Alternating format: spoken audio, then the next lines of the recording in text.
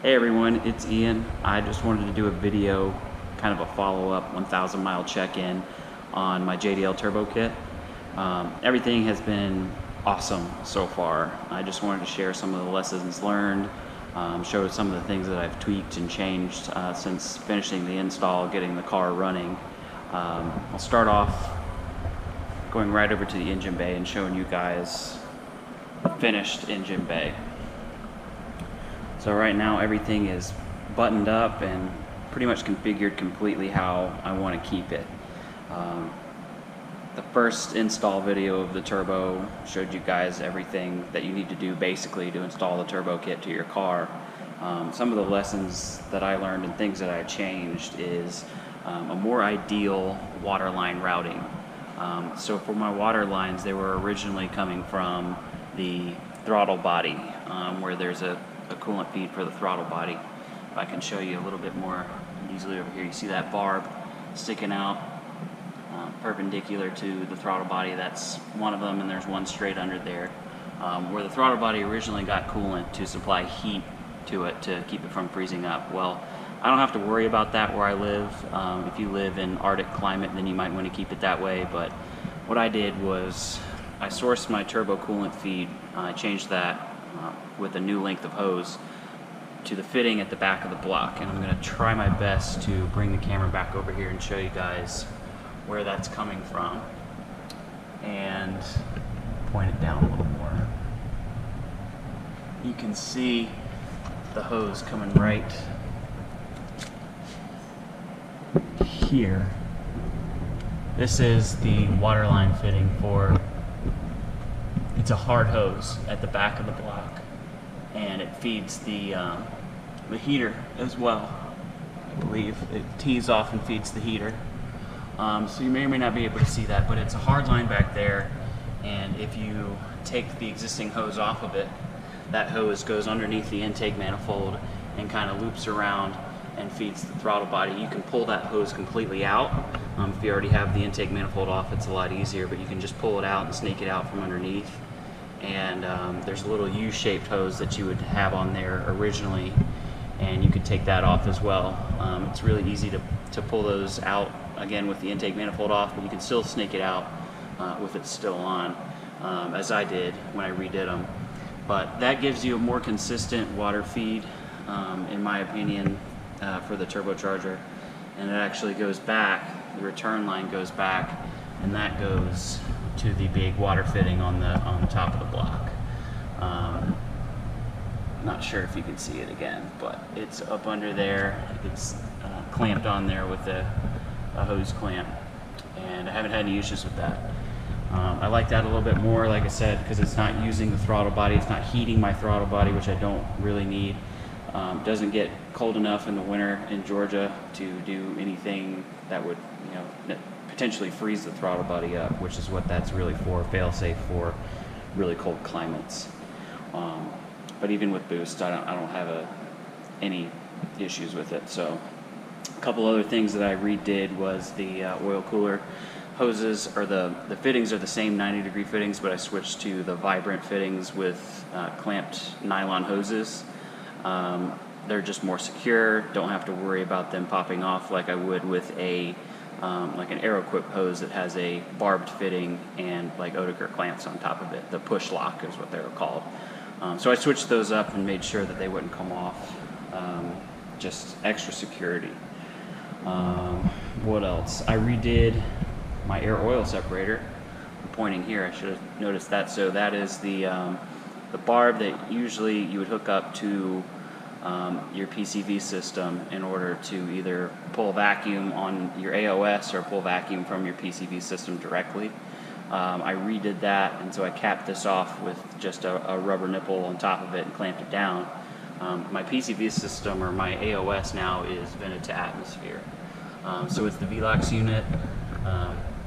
Really clean install that you guys saw originally, but what I did was these two center hoses here, those are the vent hoses. The two on the side, this one is pulling from the rear PCV, and this one is going underneath the intake manifold to the AC compressor where that front crankcase vent is. So that's feeding it, and this is actually vented to atmosphere now. So I've got it going down to the original T fitting, where the two hoses become one, and it's actually dumping straight down the transmission cover, that fiberglass transmission cover.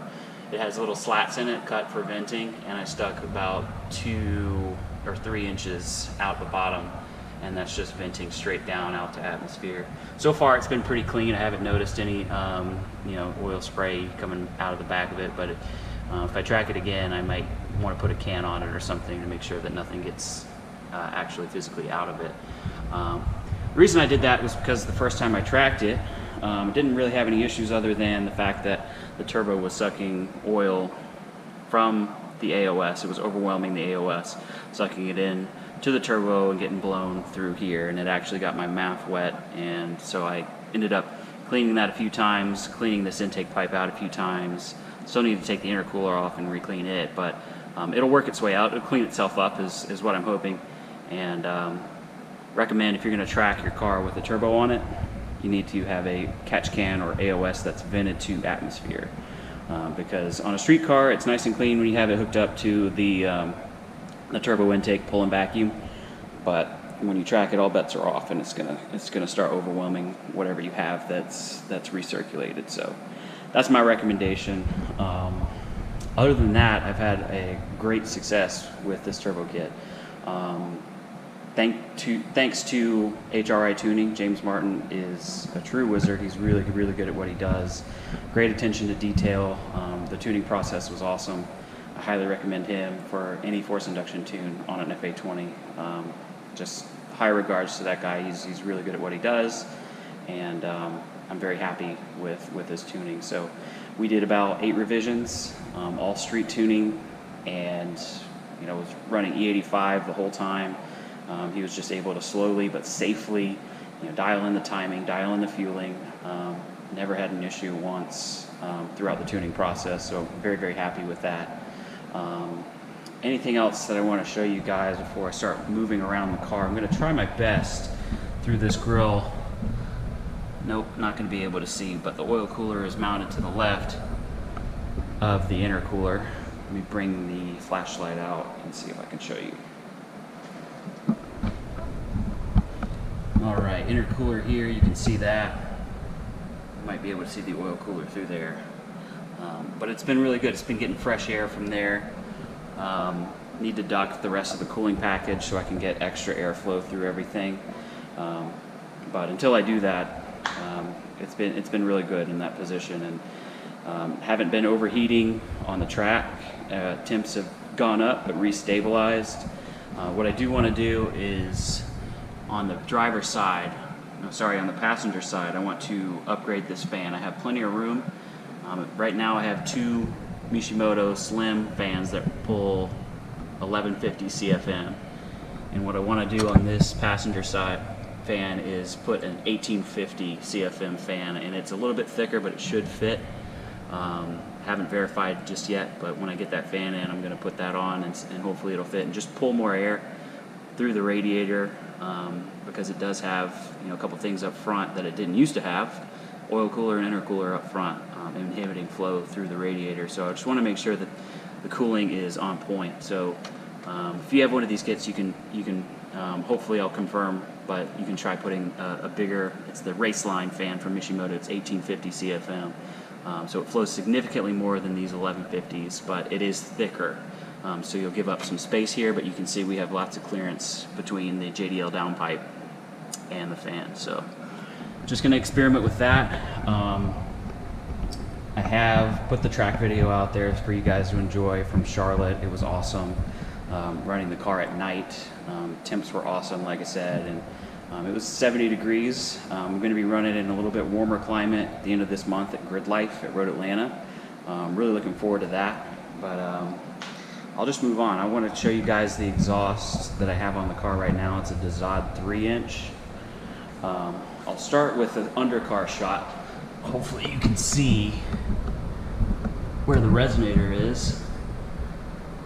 Might be able to see where the resonator is on the Dezad exhaust. It's a 3-inch catback system, true 3-inch all the way through, and it goes all the way back.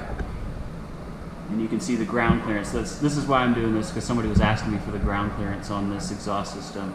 I think it's really good. I didn't give up anything from the 2.5-inch Tazad system that was on the car before.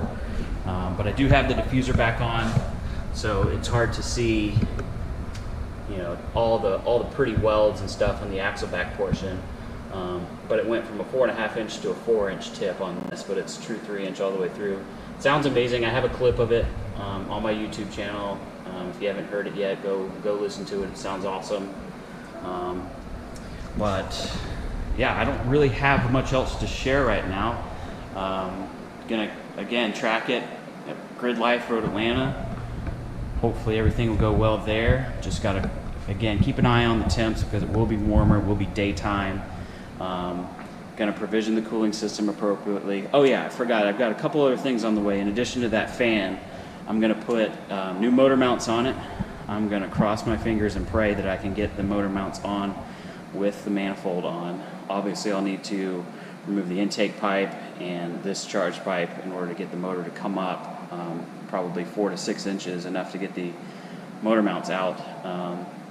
I've got some stiffer motor mounts coming, and then a Whiteland transmission insert bushing. So pretty much everything from the transmission back I already have inserts for, to kind of clean up the driveline slop. So I have the rear subframe, rear differential inserts. I recommend both of those, but when you're going to a turbo, you're making so much torque, the engine's twisting like this, and you might have some issues with your overpipe, depending on which one you have, clearancing the subframe, because it's twisting so much on these stock mounts, which are soft. You're going to want to stiffen those up. Best thing to do is to put motor mounts on the car when you have the header off. So when you're installing your turbo kit, when you drop your NA header, put some motor mounts on it. That's my best recommendation to you. And then, you know, try to stiffen up as much of the driveline all the way back. You don't need solid stuff, but put in some poly inserts. You will really, really appreciate the work in doing that, because it's going to make your car much more responsive on boost. It's not going to squat. It's not going to feel sloppy, which even stock NA, it does feel pretty sloppy. So when you tighten all that stuff up, it feels a lot better. But hopefully I covered everything. Like I said, I put 1,000 miles on the kit so far, just about. I've been loving it. It's been awesome. I can't praise the guys at JDL or HRI Tuning enough. The turnout and the results of this kit have been amazing. Last but not least, I do plan to get it on a dyno soon. Still haven't dynoed it. If I had to guess right now, it's the 9.4 PSI spring, E85 all the time, and it feels really strong. I would guess conservatively 330, 340 wheel, which it feels more than enough. I can't imagine running 12 pounds on this kit and doing 400 wheel, which it should do very easily with this turbo. We've seen it on the journal bearing version, or not the journal bearing, but the Disco Potato version of this turbo, so the Gen 1. And so yeah, it's been phenomenal. Very, very happy with it. If I have anything else to add in, I'll add it in later. But yeah, just wanted to do an update, give you guys some insights to what I've done, what I've learned, things that I've tweaked and changed. But that's pretty much it. Hope you guys enjoy this video, and looking forward to some more footage later this month.